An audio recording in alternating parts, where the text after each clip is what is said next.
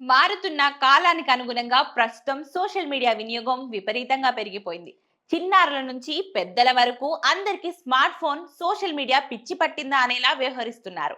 ఇప్పటికే పలు దేశాలలో ఈ విష సంస్కృతిని అరికట్టేందుకు 16 ఏళ్ల లోపు వారికి సోషల్ మీడియాపై నిషేధం విధించారు. ఈ క్రమంలోనే ఇప్పుడు భారత్లో కూడా ఇదే రకంగా చర్యలు తీసుకోనున్నారా అంటే అందుకు సంకేతాలు అవుననే సమాధానం చూపిస్తున్నాయి. ఈ మేరకు సోషల్ మీడియా వినియోగం చిన్నారుల మానసిక, శారీరక ఆరోగ్యంపై తీవ్ర ప్రభావం చూపుతున్న నేపథ్యంలో మద్రాస్ హైకోర్టు మదురై ధర్మాసనం కీలక సూచనలు చేసింది. 16 ఏళ్ల లోపు వయసున్న పిల్లలకు సోషల్ మీడియా వినియోగాన్ని పూర్తిగా నిషేధించేలా చట్టం తీసుకురావడంపై కేంద్ర ప్రభుత్వం పరిశీలించాలని సిఫార్సు చేసింది. కాగా ఈ సూచనకు ఆస్ట్రేలియాలో అమల్లో ఉన్న చట్ట నమూనాను ఆధారంగా చేసుకొని చేయడం గమనార్హం. ఇందుకు గాను ఎస్ విజయ్ కుమార్ అనే వ్యక్తి దాఖలు చేసిన ప్రజా ప్రయోజన పిల్పై justice G Jayachandran, justice K రామకృష్ణన్తో కూడిన ధర్మాసనం విచారణ చేపట్టింది.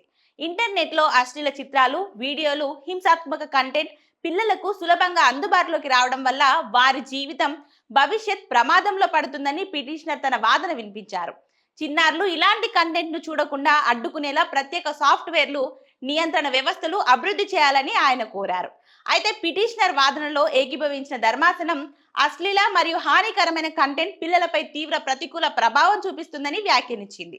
చిన్న వయసులోనే సోషల్ మీడియాకు అలవాటు పడడం వల్ల మానసిక ఒత్తిడి, దృష్టిలోపం, వ్యసన ప్రవర్తన, లైంగిక దోపిడీ ప్రమాదం, సైబర్ బుల్లింగ్ వంటి సమస్యలు తలెత్తుతున్నాయని ధర్మాసనం అభిప్రాయపడింది.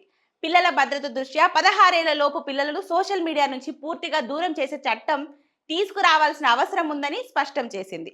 ఇక మరోవైపు సోషల్ మీడియా పూర్తిగా నిషేధం కాకపోయినా వయస్కు తగిన పరిమితులు, కంటెంట్ ఫిల్టర్లు, తల్లిదండ్రుల పర్యవేక్షణ వంటి అంశాలపై ప్రభుత్వం స్పష్టమైన విధానాన్ని రూపొందించాలని న్యాయస్థానం సూచించింది.